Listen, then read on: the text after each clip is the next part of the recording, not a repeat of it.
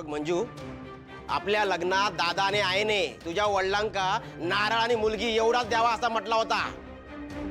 त्यांचा शब्द मोडणार असस तू? तसा असत ना तर या सामानासकट घराच्या बाहेर व्हायचा.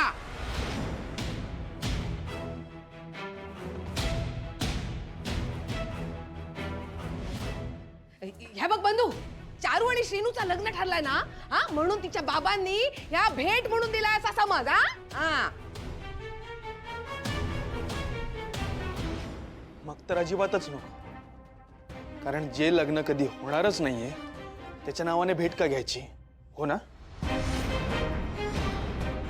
श्रीनू, तू काय बोला नको. हे लग्न पण होणार आणि हे सामान पण कुठे नाही जाणार. हा हो का? मला तुझी नाईलाजास्तव पोलिसात तक्रार करावी लागेल. हुंडा मागण्याची शिक्षा काय असते ते तुझ्या वकिलाला विचार. उपयोगी पडेल तुला तो माणूस.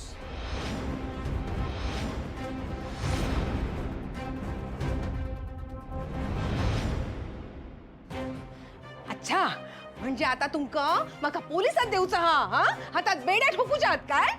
हो, जर हे सामान परत गेलं नाही ना तर मला खरंच तुझी पोलिसात तक्रार करावी लागेल लाली.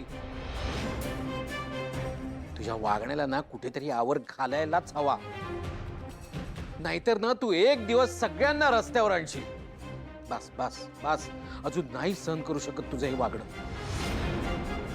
नाहीतर काय, आता तर पाणी डोक्यावरून जाऊक लागला.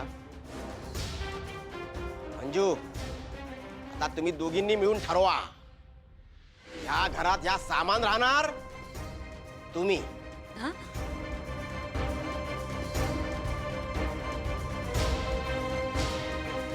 मका काम असत मी जरा बाहेर जाऊन येत आहे. तोपर्यंत दोघींनी मिळून ठरवा कायता. मी येईपर्यंत काय तो निकाल लावा, नाहीतर मी परत आल्यावर काय करेन या तुमका वेगळा सांगायची गरज नाही. कळला मा?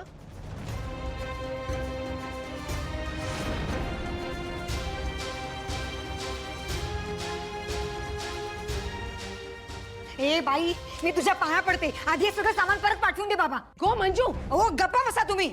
तू आधी हे सगळं सामान परत पाठवून दे. तेवढ्यासाठी मला माझ्या डोक्यावरचं छप्पर घालवायचं नाही. पाठवते आधी. हो, मी सांगते. दादा, हे सगळं तुम्ही घेऊन जा. मॅडम, अहो पेमेंट झालेलं आहे. आता हे सगळं परत कसं नेणार आम्ही? आणि नंतर तुम्ही म्हणाल की हे सामान आम्हाला पुन्हा हवंय तर दुकानात येऊन घेऊन जावं लागेल. आता पुन्हा होम डिलिव्हरी मिळणार नाही तुम्हाला. ऐका मॅडम, तुम्ही हे ठेवून घ्या सामान. बरं, माफ करा मला, पण हे घेऊन जा तुम्ही, सगळं घेऊन जा. चला रे, उचला हे सामान. नाही, कुठेच नाही घेऊन जा.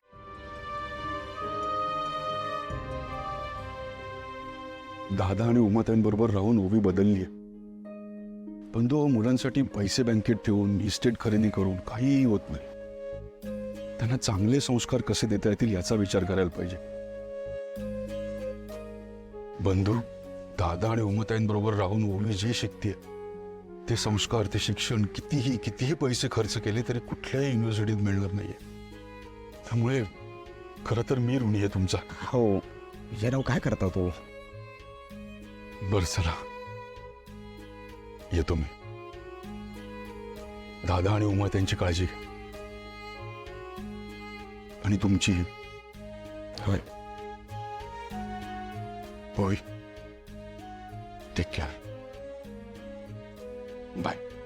Bye dad. येत आहोत.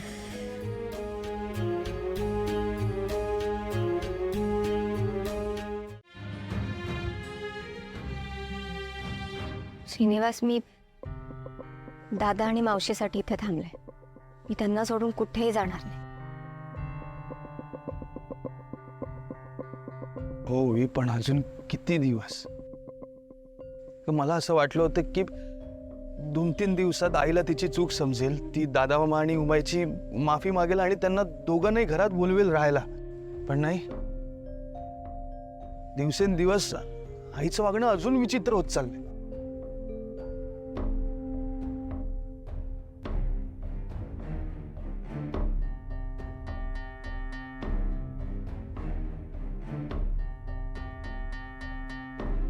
श्रीनिवास, डोंट वरी, सगळं सॉर्ट होईल.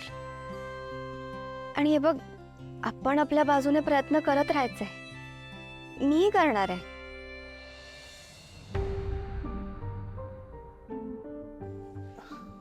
काय करणार आहेस तू? आईस,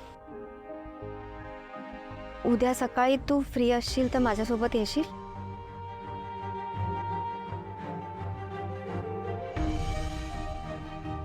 हो. दादा खोत ना आता इथे नाही रवत. हा काय? हा त्यांनी घर सोडल्याने. हा हो मग खय राहतात ते. बाजूक आमचा मांगर हा ना तिकडे राहतात ते. हा तुम्ही तिकडे जावा. आई गपराव, मी बोलताय ना, मध्ये मध्ये लुडबुड करा नको. बोलतोयस तू. हा पण स्पष्ट बोलत नाहीस त्याचा काय. अरे कधी ना कधी तरी सगळ्यांका कळणारच हा. ते इकडे नाही राहत ते. त्यांनी घर सोडल्यानी हे किती दिवस लपून ठेवणारच. हा बंधू हे काय ऐकतो आम्ही. दादा खोत मांगरात राहतात. काय झाला? नाही, ता ना त्यांका जाऊन विचारा. हा आमका कशाक विचारतास. चहा आणलाय.